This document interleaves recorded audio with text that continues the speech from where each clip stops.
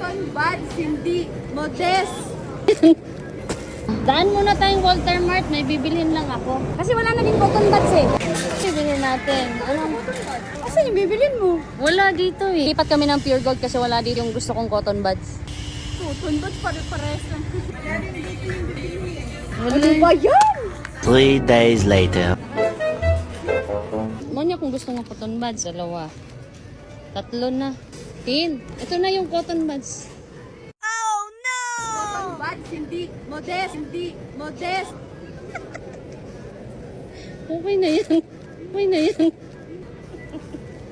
Okay Yan. Mauubos to. Ang gusto nga. Ubus nga to. Tara na. Bayaran na natin. Tara. Bossing, salamat. Oh. Have a happy day.